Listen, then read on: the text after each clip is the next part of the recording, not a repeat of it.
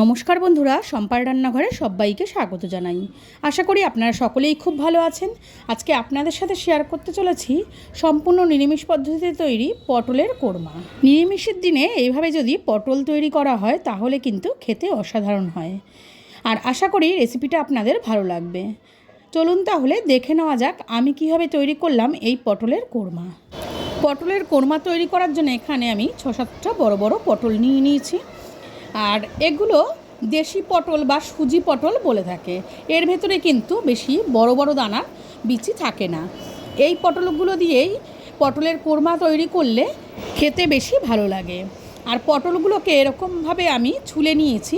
পটলের গায়ের একটু ছালো এর মধ্যে অল্প অল্প রেখেছি, আর মাথাগুলো অল্প করে চিড়ে দিয়েছি দুটো মাথায়, যেন এর ভেতরে মশলা ভালো মতন ঢুকে যেতে পারে। এবারে ভালো মতন ধুয়ে এর মধ্যে আমি নুন হলুদ মাখিয়ে নিচ্ছি।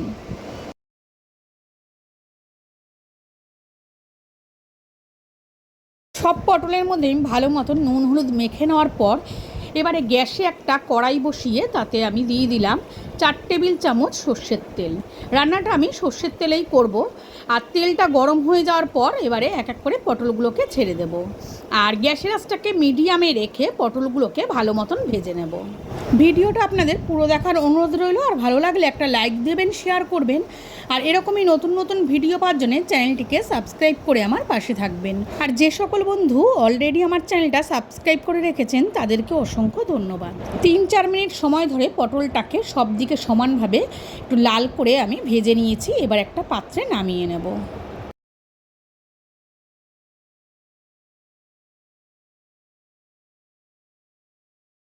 এবার এই একই তেলের মধ্যে আরও 2 চামচ তেল আমি অ্যাড করে দিচ্ছি।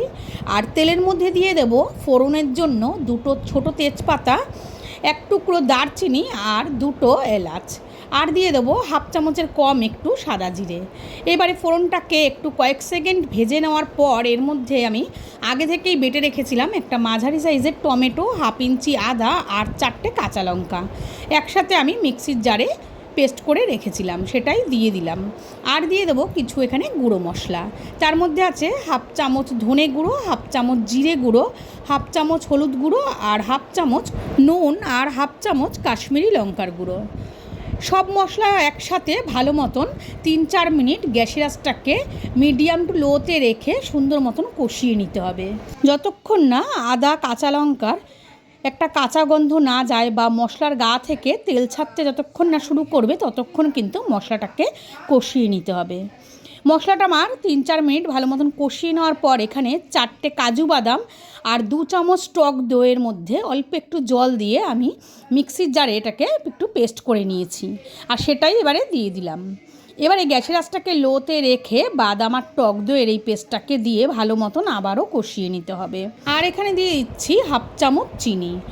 আর মিষ্টিটা কিন্তু অবশ্যই এখানে দিতে হবে, যেহেতু টক দই টমেটো দুটোই রয়েছে, তাই স্বাদের ব্যালেন্সটা ঠিক রাখার জন্য এখানে মিষ্টিটা কিন্তু অবশ্যই দিতে হবে। এবারে আবারও 2-3 মিনিট আমি মশলাটাকে ভালো মতন কষিয়ে নিচ্ছি।